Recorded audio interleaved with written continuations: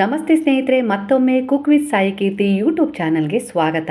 ಸ್ನೇಹಿತರೆ, ಇವತ್ತು ಬಾಳೆಕಾಯಿ ಹಪ್ಪಳವನ್ನು ಹೇಗೆ ಸುಲಭವಾಗಿ ಮನೆಯಲ್ಲೇ ಮಾಡ್ಕೊಳ್ಬಹುದು ಅಂತ ಹೇಳಿ ತಿಳಿಸ್ತಾ ಇದ್ದೀನಿ. ಬಾಳೆಕಾಯಿ ಹಪ್ಪಳ ಕೆಲವರಿಗೆ ಗೊತ್ತು, ಆದರೆ ಕೆಲವರಿಗೆ ಗೊತ್ತಿಲ್ಲ. ಆದರೆ ಇದನ್ನು ತುಂಬ ಈಸಿಯಾಗಿ ಒಬ್ಬರೇ ಮಾಡ್ಕೊಳ್ಬೋದು. ಯಾರ ಸಹಾಯವೂ ಇಲ್ಲದೆ ನೀವು ಒಬ್ಬರೇ ಬಾಳೆಕಾಯಿ ಹಪ್ಪಳವನ್ನು ಮಾಡ್ಕೊಳ್ಬೋದು. ಹಾಗೆ ವರ್ಷಗಟ್ಟಲೆ ಇದನ್ನು ಇಟ್ಕೊಳ್ಬೋದು, ಆರಾಮಾಗಿ ತಿನ್ಬೋದು.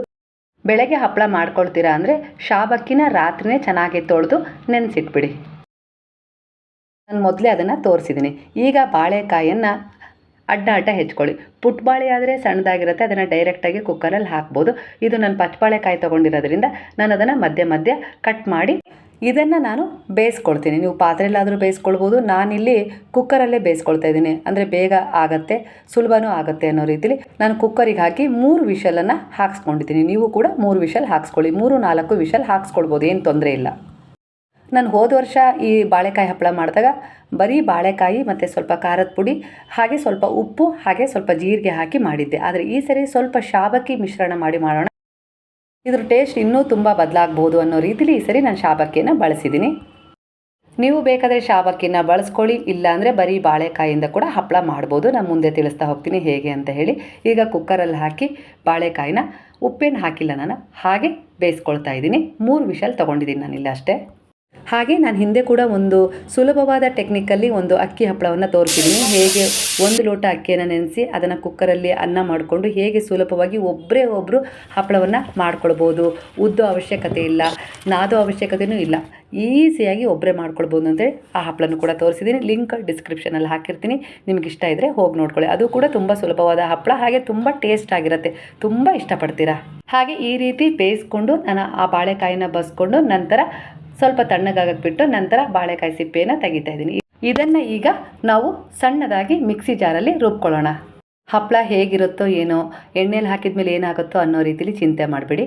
ನಿಜವಾಗ್ಲೂ ತುಂಬ ಟೇಸ್ಟ್ ಆಗಿರುತ್ತೆ. ಹಲಸಿನಕಾಯಿ ಹಪ್ಪಳ ಇರುತ್ತಲ್ಲ, ಅದೇ ರೀತಿ ಟೇಸ್ಟ್ ಆಗಿರುತ್ತೆ. ಹಲಸಿನಕಾಯಿ ಹಪ್ಪಳನೂ ಕೂಡ ಇದೇ ರೀತಿ ಮಾಡೋದು. ಇದೇ ರೀತಿ ಹಲಸಿನಕಾಯಿ ಸೊಳೆಯನ್ನು ಬೆಳೆಸ್ಕೊಂಡು, ಕಾಯಿ ಇರಬೇಕು ಅದು ಕೂಡ, ಅದನ್ನು ಕೂಡ ಇದೇ ರೀತಿ ಬೇಯಿಸ್ಕೊಂಡು ಅದಕ್ಕೆ ಸ್ವಲ್ಪ ಉಪ್ಪು, ಹಸಿಮೆಣಸು ಈ ರೀತಿ ಹಾಕಿ ಆ ಸೊಳೆಗಳನ್ನು ಬೇಯಿಸ್ಕೊಂಡು ಅದನ್ನು ಕೂಡ ರುಬ್ಬಿ ಅದನ್ನು ಕೂಡ ಮುತ್ತಲೆಲೆ ಇರುತ್ತೆ ಇಲ್ಲ ಬಾಳೆ ಎಲೆ ಇರುತ್ತೆ ಅದ್ರ ಮೇಲೆ ಹಾಕ್ತಾರೆ ಸ್ನೇಹಿತರೆ. ನಾನಿಲ್ಲಿ ಬಾಳೆಕಾಯಿ ತೊಗೊಂಡಿದ್ದೀನಿ ಅಷ್ಟೇ, ಅಂದರೆ ಕಾಯಿ ಸ್ವಲ್ಪ ವ್ಯತ್ಯಾಸ ಮಾಡಿದ್ದೀನಿ. ಇಲ್ಲಿ ನಾನು ಚಿನ್ನಿಕಾಯಿ ಕೂಡ ಹಪ್ಪಳ ಮಾಡ್ತೀನಿ, ಸಂಡಿಗೆನೂ ಕೂಡ ಮಾಡ್ತೀನಿ. ಅದನ್ನು ನೆಕ್ಸ್ಟ್ ಸಾರಿ ಮಾಡಿದಾಗ ತೋರಿಸ್ತೀನಿ. ಈಗ ನಾನು ರಾತ್ರಿ ನೆನೆಸಿಟ್ಕೊಂಡಿದ್ನಲ್ಲ ಶಾಬಕ್ಕಿ, ಈ ರೀತಿಯಾಗಿ ಉಬ್ಬಿದೆ. ನೀರನ್ನೇನು ತೆಗಿಬೇಡ್ರಿ, ಹೂ ಥರ ನೆಂದಿದೆ ನೋಡಿರಿ. ಒಂದು ಪ್ರೆಸ್ ಮಾಡಿ ತೋರಿಸ್ತೀನಿ ನೋಡಿರಿ, ಈ ರೀತಿ ಆಗಿದೆ ಹೂ ಥರ. ಇದನ್ನು ಒಂದು ಪಾತ್ರೆಯಲ್ಲಿ ಹಾಗೆ ಕೂಡ ನೀವು ಬೇಯಿಸ್ಕೊಳ್ಬೋದು. ಸ್ವಲ್ಪ ಉಪ್ಪು, ಖಾರದ ಪುಡಿ, ಹಾಗೆ ಸ್ವಲ್ಪ ಜೀರಿಗೆ, ಅಜ್ವಾಯಿನ ಹಾಕಿ ನೀವು ಬೇಯಿಸ್ಕೊಳ್ಬೋದು. ನಿಮ್ಗೆ ಏನಾದರೂ ಇನ್ನೂ ಮಸಾಲೆ ಬೇಕನ್ಸಿದ್ರೆ ಯಾವುದಾದ್ರು ಮಸಾಲೆನೂ ಹಾಕ್ಕೊಳ್ಬೋದು. ಆದರೆ ಇಷ್ಟೇ ಮಾಡ್ಕೊಳ್ಳಿ, ಇದು ತುಂಬ ಚೆನ್ನಾಗಿರುತ್ತೆ ಸರಳವಾಗಿ. ನಾನಿಲ್ಲಿ ಕುಕ್ಕರಲ್ಲೇ ಒಂದು 5 ವಿಷಲ್ ಹಾಕ್ಸ್ಕೊಂಡಿದ್ದೀನಿ. ನಂತರ ಏನು ಆ ಬಾಳೆಕಾಯಿ ಸಿಪ್ಪೆ ತೆಗೆದಿದ್ನಲ್ಲ ಅದನ್ನು ಈ ರೀತಿಯಾಗಿ ಮಿಕ್ಸಿಲಿ ರುಬ್ಕೊಂಡಿದ್ದೀನಿ. ಸ್ವಲ್ಪ ನೀರು ಹಾಕಿ ರುಬ್ಕೊಳ್ಳಿ, ತೊಂದರೆ ಏನಿಲ್ಲ. ಈ ರೀತಿ ಸ್ವಲ್ಪ ಬಾಳೆಕಾಯಿನ ಪುಡಿ ಮಾಡ್ಕೊಳ್ಳಿ, ಆಗ ಮಿಕ್ಸಿಗೆ ಹೆವಿ ಆಗೋದಿಲ್ಲ. ಈ ರೀತಿಯಾಗಿ ಸಣ್ಣದಾಗಿ ರುಬ್ಕೊಳ್ಳಿ. ನೀರನ್ನು ಮಿಶ್ರಣ ಮಾಡಿ, ಪರವಾಗಿಲ್ಲ, ಏನು ತೊಂದರೆ ಇಲ್ಲ. ಅದು ರುಬ್ಲಿಕ್ಕೆ ಎಷ್ಟು ನೀರು ಬೇಕೋ ಅಷ್ಟು ನೀರನ್ನು ಹಾಕಿ ನೀವು ರುಬ್ಕೊಳ್ಳಿ, ಇಲ್ಲಾಂದರೆ ಮಿಕ್ಸಿಗೆ ತುಂಬ ತೊಂದರೆ ಆಗುತ್ತೆ. ಹಾಗಾಗಿ ಈ ರೀತಿ ಮಾಡ್ಕೊಳ್ಳಿ. ಈ ರೀತಿ ರುಬ್ಬಿದ ಮೇಲೆ ನಾನು ಈ ಥರ ದೊಡ್ಡದೊಂದು ಬೌಲ್ ತೊಗೊಳ್ಳಿ.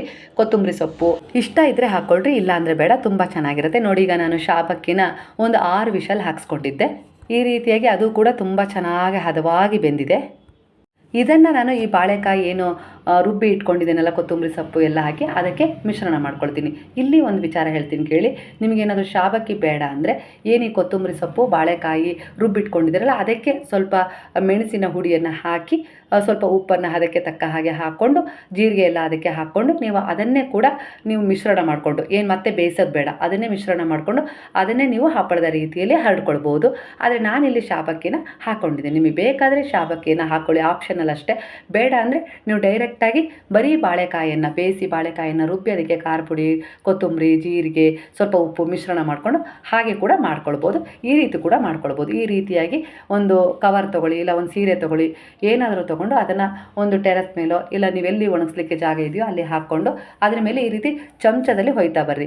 ಇನ್ನೊಂದು ಸ್ವಲ್ಪ ಗಟ್ಟಿ ಮಾಡಿಕೊಂಡ್ರೆ ಪ್ರೆಸ್ ಮಾಡ್ಬೋದು. ಆದರೆ ನಾನಿಲ್ಲಿ ಇದೇ ಹಗುರ ಆಗುತ್ತೆ, ಪ್ರೆಸ್ ಮಾಡೋದೊಬ್ಬರು ಮತ್ತು ಹಾಕೋದೊಬ್ಬರು ಕಷ್ಟ ಆಗಬಾರ್ದು ಅಂತ ಹೇಳಿ ನಾನು ಅದನ್ನು ಸ್ವಲ್ಪ ನೀರಿನ ಹದಕ್ಕೆ ತಂದ್ಕೊಂಡಿರೋದ್ರಿಂದ ಅದನ್ನು ಈ ರೀತಿ ತೆಗೆದುಬಿಟ್ಟು ಚಮಚದಲ್ಲೇ ಈ ರೀತಿ ಮಾಡ್ತಾಯಿದ್ದೀನಿ. ಇದು ತುಂಬ ಹಗುರ ಆಗುತ್ತೆ. ಎರಡು ಅಷ್ಟೇ, ಒಂದು ಗಟ್ಟಿ ಸ್ವಲ್ಪ ಇದನ್ನು ಗಟ್ಟಿ ಮಾಡಿಕೊಂಡು ಉಂಡೆ ಥರ ಮಾಡಿಕೊಂಡು ಅದನ್ನ ಇಟ್ಟು ಪ್ರೆಸ್ ಮಾಡ್ತಾರೆ ಒಬ್ಬೊಬ್ಬರು ಕವರ್ ಇಟ್ಟು ಮೇಲೆ. ಆದರೆ ನಾನು ಇದೇ ಸುಲಭ ಅನಿಸುತ್ತೆ, ಯಾವಾಗಲೂ ನನಗೆ ಇದೇ ಸುಲಭ ಅನಿಸೋದ್ರಿಂದ ನಾನು ಈ ರೀತಿ ಮಾಡ್ತೀನಿ.